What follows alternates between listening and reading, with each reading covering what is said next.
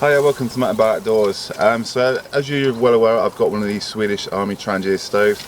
I did a very brief overview on one of my first videos when I started the channel. I've not really used this stove an awful lot because there's a few downsides which I really don't like, but today I want to share with you how I've got around those downsides, and actually this is now my go-to stove. So there's a couple of little issues out of the box for me. You get this top pan, and when you're actually cooking with it, I have had it, well, I've tried to get my thing off the stove, all this out, and I've burnt my fingers quite badly. And I was camping at the time, I didn't have anything to use as a set of oven gloves, so I tried to use my sock and I melted it to the pan and then knocked my stove over and set the grass on fire as well, so that was a bit of a fail for me on that front. So once it's in the stove, then your regular top pan is going to sit like that, and this handle will get red hot.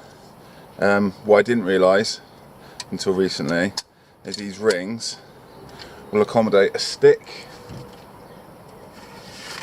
I'll break one off, so you can actually use a stick.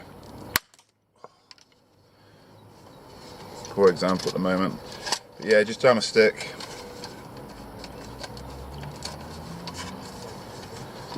And there you have it. You're not going to burn your hands on the pan anymore. So that's that problem sorted.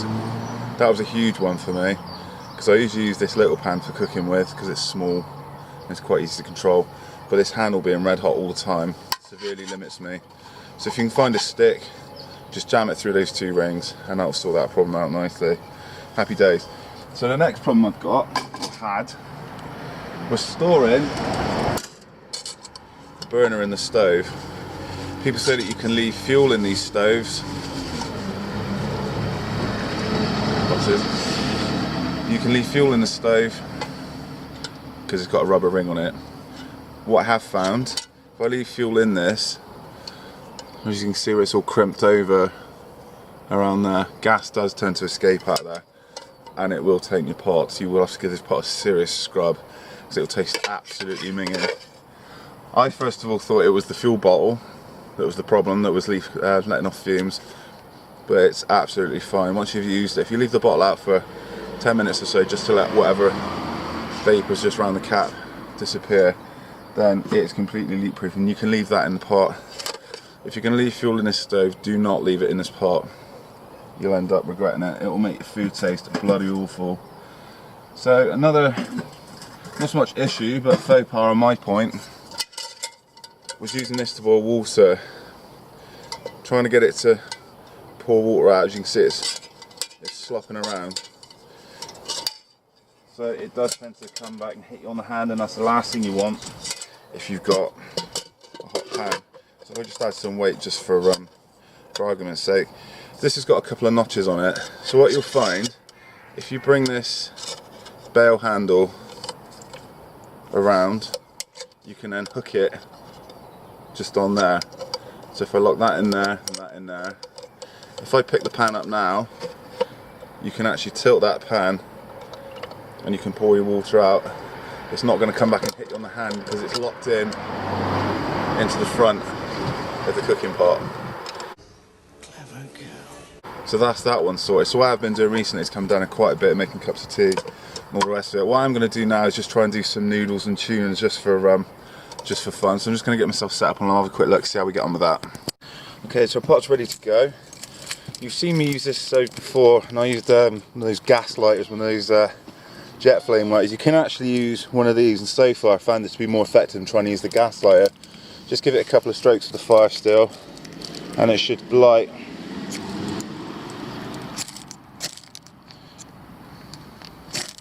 There you go. That flame's it's definitely on. I've got a bit of water going on my stove, that doesn't really matter. So dump this on your windshield. We've got our noodles just in there. I'm going to plonk this in there, and then we'll grab our top pan and we're going to drop that just on the top there, and that's going to allow our food to cook a bit quicker because it's got a lid on it. So normally I use gas stoves when I'm out and about.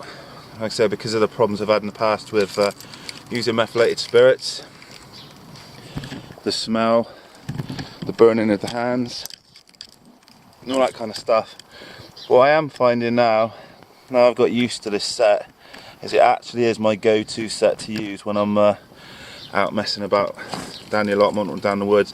It's certainly not the lightest set on the planet, but there's no moving parts, there's nothing to go wrong.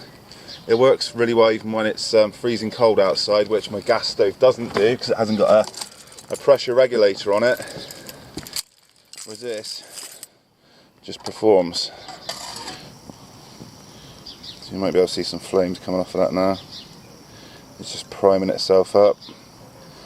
So that is definitely lit. One skill that you will sort of get just from using this kit is judging how much methylated spirits to actually put in the pot, in your brass burner. It only takes a very small amount and you can get enough for a boil, so you can have a cup of coffee, a cup of tea. Because what I don't do is I don't leave fuel in my stove because of the fumes it lets off. What I will do is I will just allow any excess fuel in that pot to just burn away. So I've only put a small amount in, and you get, I say, if you fill this up, you've got quite a large bottle there, so you can carry a fair amount with you anyway. I just let the last bit burn off, just so the fumes don't come out. So it's my first time doing actual food on this cooker, so I've got a feeling I'm going to burn the noodles and I'll probably stick to the pot, but we'll persevere and we'll have a quick look in just a minute. Okay, so this pot's been on for about 2 or 3 minutes with the lid on it, and as you can see we're already getting quite a bit of steam off of these noodles, which is great. So we're just going to keep stirring this around, keep trying not to get things to stick to the inside of the pot. Well, whilst we're here, I've just got a something else you might be interested in whilst you're out and about messing about. So I'm going to add some tuna to this meal. But I didn't bring a tin opener, or a proper tin opener per se. So you've probably seen these GI military issue tin openers. This is a Swedish military tin opener. They're sort of 2 for £1, £1.50, something like that, on Military Mart. This is where I got the cooker from as well. And these are absolutely fantastic for getting cans open with. So if I just move myself over here. They're really easy to use.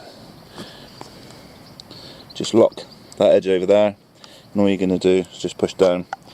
And this tin opener is extremely sharp, so I'm just going to work my way around that. It's easier if you put it on a flat surface,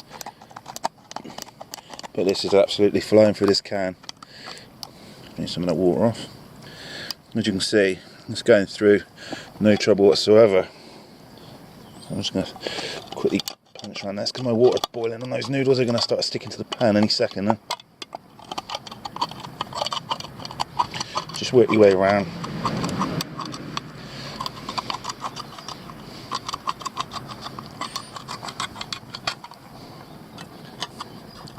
And then try and pop the lid off.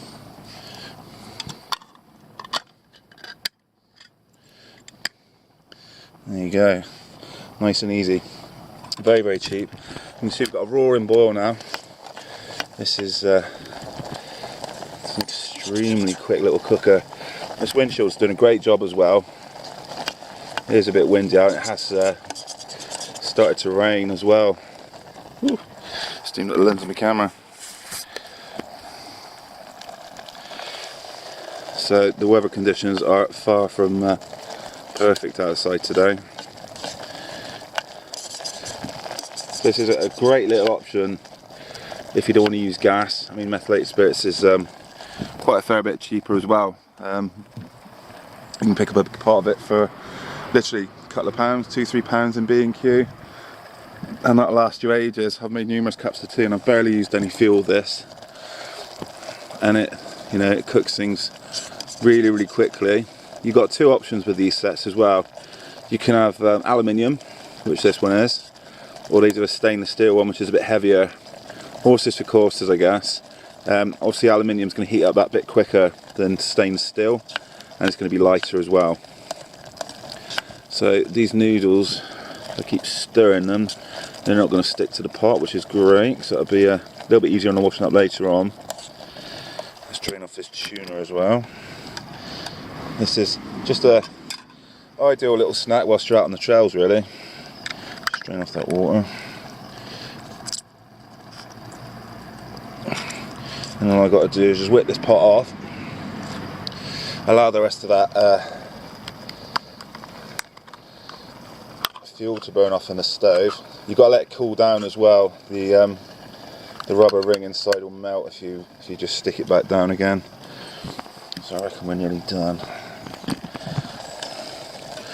Keep going. So I've got a bit of water in there. And this is literally just from a small dribble of methylated spirits. I say I've had this lid on just to get things boiling, but I don't need that anymore. It does come with a simmer ring. The Trangia I've got is not the original Swedish Mercury one, because it's the one that came with the kit was leaking quite badly. The lid was cracked, so it was letting off quite a lot of fumes, so I ended up getting a replacement one which has got more screw threads on it. And yeah, it works out a lot better for me, steaming you up again. Right, so I reckon we're done with this. Let's get this off the heat. So like I said earlier, it's locked in there, so I just lift away. That's it. You can see we've still got quite a bit of methylated spirit in there, and I've managed to bosh out a packet of noodles with no drama at all. So if I wanted to now, I could make a cup of tea, which, why not? Let's have a cup of tea. So let's get our sticks. Remember I burnt myself last time. It's no fun if you burn yourself on this stove. It really does hurt. So just grab your sticks. I'll drop that back in there. It's a little bit top heavy. Yeah, it's quite a bit top heavy. Just bring those sticks down just a little bit.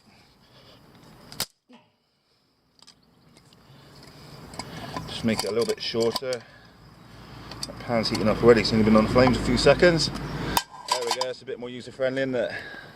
Right, let's quickly add some water before we burn our pan and melt it.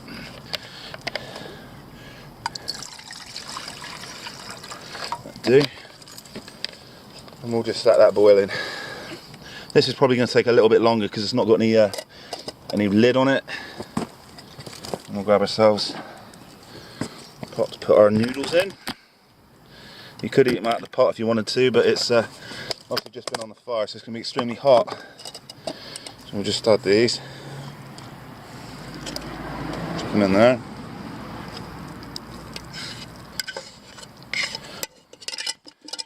Not too bad on the sticking, because I kept stirring it. We've had virtually no sticking, which is great. I'm going to have to wash this when I get home. Probably soak it in the sink for a little bit. Right, so that's that. And all we've got to do is just chuck our tuna in. And we've got an easy little meal you can do whilst you're on the trail. Just chuck that in there, mix it in.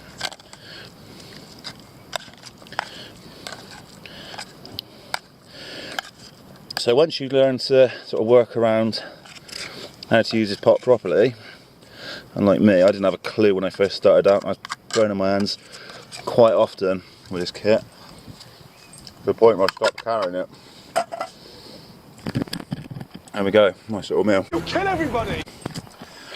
So I'm not going to do a boil test on that pan. You've seen it used before, but already we're getting a few small bubbles on there. Let's get them warm. So yeah, definitely use the sticks.